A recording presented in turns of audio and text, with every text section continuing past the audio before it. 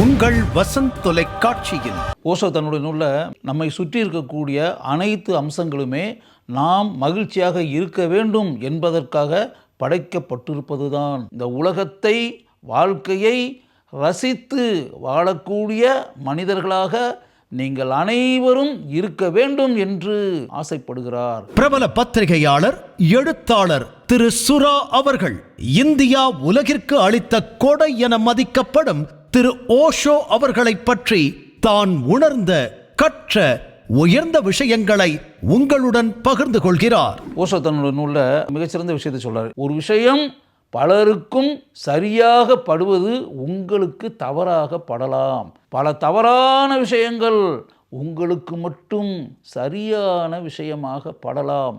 காரணம், நீங்கள் அந்த விஷயத்தை பார்க்கக்கூடிய கோணம். ஓஷோ உலகம் வரும் புதன்கிழமை காலை 10 மணிக்கு காணத் தவறாதீர்கள்.